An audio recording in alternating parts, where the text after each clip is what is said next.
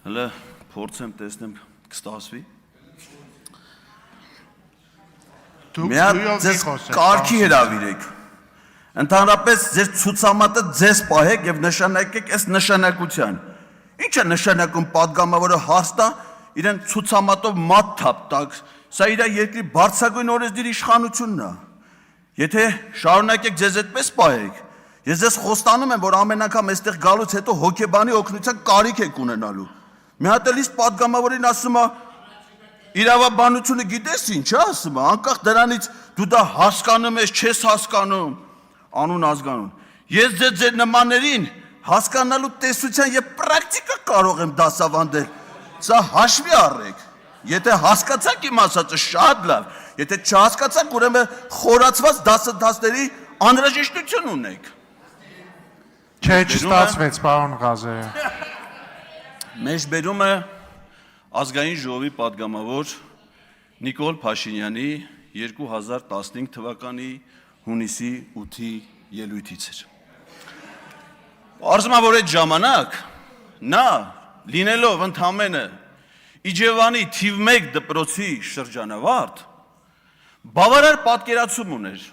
ազգային ժողովի, նրա նշանակության, падգամավորի կարգավիճակի, այս ամբիոնից ազգային ժողով եկած ցանկացած հյուրի կարգավիճակի մասին։ Փաստորեն ամեն ինչ շարքից դուրս է եկել, կրթվել է նորաձև ծրագրին մասնակցությունից եւ կառավարման ակադեմիայում վերապատրաստման դասընթացների անցնելուց հետո դրանով իսկ նսեմացնելով կառավարման ակադեմիայի խորհրդի նախագահի բազմամյա դասախոսի հեղինակությունը։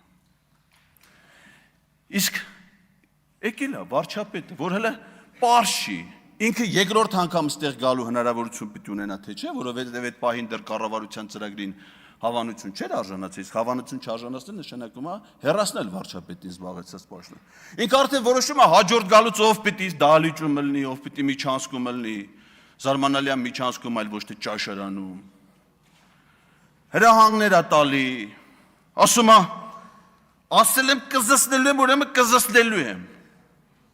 Ես զարմանում եմ, ասենք մարդու փորը ինչքան պետք է ցավա, որ այդ ժամանակ դիտողություն չանի։ Եվ ասի չի կարելի հյուր ազգային ժողովում, ազգային ժողովի ամբիոնից նման խոսույթ առհասարակ հնչեցնել։ Պատգամավորների նկատմամբ հարգալից է պետք խոսել, այլ ոչ թե պետք է այստեղից պատգամավորներին, նրա ընտանիքի անդամներին ձերբակալության ապօրինությունների ցուցումներ տալ։ Ընդ որում հաջորդ օրը Մեհրիբան Ալիևի ծննդյան օրը ցուցումները, երբ որ այդ օրը Բերձորը հանձնվել է Ադրբեջանին 2022 թվականին, ցուցումներ տալ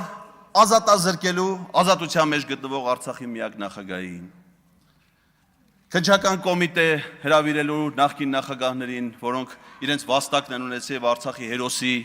կոչմանն են արժանացել։ Ես մի բան ասեմ, Արցախի ռազմաքաղաքական ղեկավարության գործով կա անջատված մաս, որով վարույթը շարունակվում է։ Եվ այդ վարույթում մեղադրյալի կարգավիճակ ունեն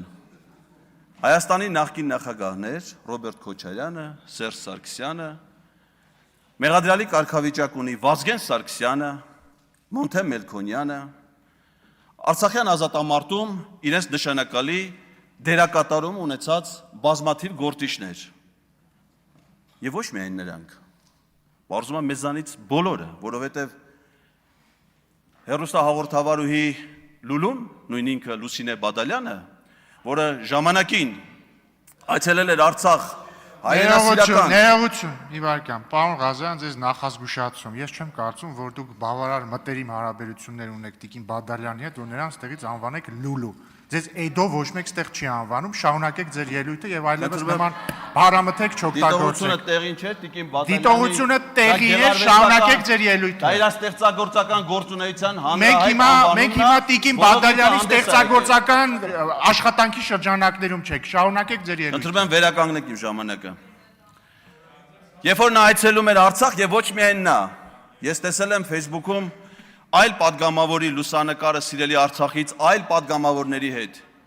Իսկ դու գիտեք ինչի համար է մեղադրվում Ռուբեն Բաբայանը։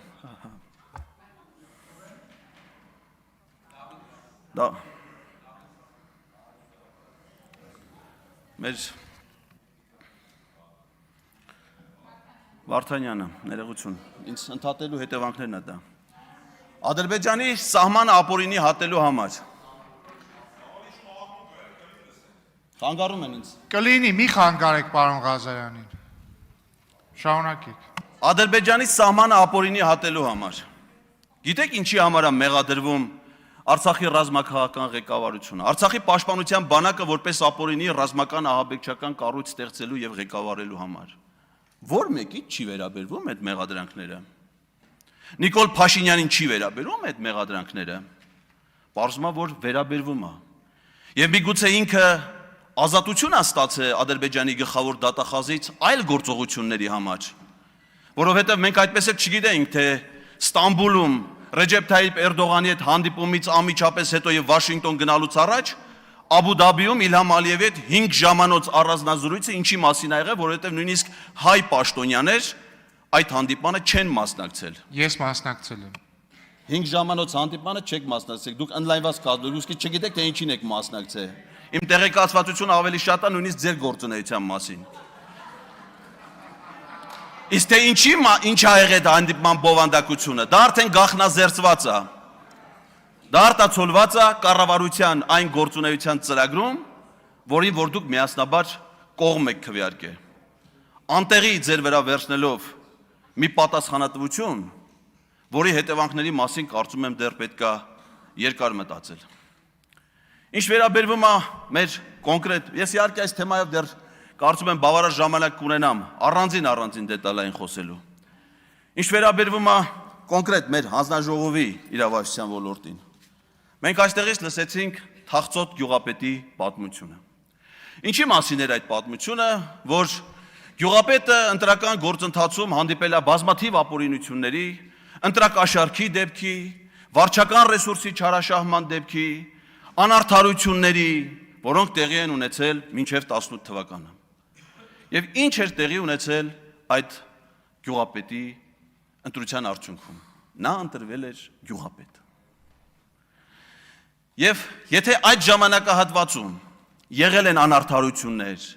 եղել են ընտրակեղծիքներ, չարաշահումներ, ապա ով էր դրա պատասխանատուն։ Կենտրոնական ընտրական հանձնաժողովը։ Ով էր գլխավորում կենտրոնական ընտրական հանձնաժողովը։ Տիգրան Մուկուչյանը։ Իսկ երբ որ արդեն Թախծոտ գյուղապետը դարձել էր երջանիկ մարզպետ եւ տնօրինում էր 40,000 հեկտար ոռոգելի այգիներ, այդ ժամանակ նույն Տիգրան Մուկուչյանը իրենց քաղաքական ուժի համար կազմակերպում էր 2018 թվականի Երևանի ավականու արտահերթ ընտրությունները,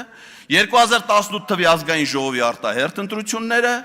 2020 թվականի ձախողած հանրաքվեներ նախապատրաստում կազմակերպել, 2021 թվականի ազգային ժողովի արտահերթ ընտրությունները, 2022 թվականի տեղական ընտրությունները։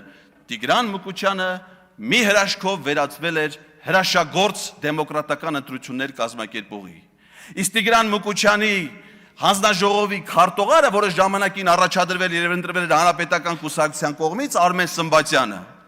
2025 թվականին քաղաքացիական պայմանագիր խմբակցության կողմից առաջադրվում եւ ընտրվում է կենտրոնական ընտրական հանձնաժողովի անդամ եւ դառնում հանձնաժողովի քարտուղար։ Ամեն ինչ ընկավ իր տեղը։ Հիմա արդեն ընտրությունները ժողովրդավարական սկզբունքներով են կազմակերպվում։ Ուղղակի ի տարբերություն Թախծոտ գյուղապետին այնքան երջանիկ է, որ ընտրություններից հետո չի գնդակահարվել։ Ինչպես դա եղել է Փարաքարի պարագայում։ Նա այնքան երջանիկ է, որ ընտրություններից հետո չի ձերբակալվել, ինչպես եղել է գրեթե բոլոր այլ պարագաներում։ Իսկ մինչև 18 թիվը շատ են եղել ընտրություններ, որտեղ ընդդիմադիր ուժերն են հաղթել։ Ես մարզպետ եմ եղել, իմ պաշտոնավարման շրջանում Եղեգնաձորի քաղաքապետ ընտրվել է ընդդիմադիր գործիչը, որի աջակիցը նաև պարոն Բագրատյանն էր։ Եվ նա մինչև հիմա Եղեգնաձորի քաղաքապետն է, որը հաղթել է նաև ՔՊ-ի տեխնացուներին, բայց մի տարբերությամբ, որ անցնում է բազմաթիվ քրեական գործերով։ Այդպիսի հետապնդումներով, այդպիսի ապօրինություններով ձեզ չի հաջողվելու առաջ գնալ։ Դրա համար ենք մենք այստեղ։ Խափանվելու է Ալիևի բոլոր ծրագրերը։ Մենք թույլ չենք տալու համարակալել մեր երկիրը 3-ի, 3-1-ի, 4-ի, 4-ից հանած 3-ի։ Մենք ունենք մեկ պետություն, որի անունն է Հայաստանի Հանրապետություն։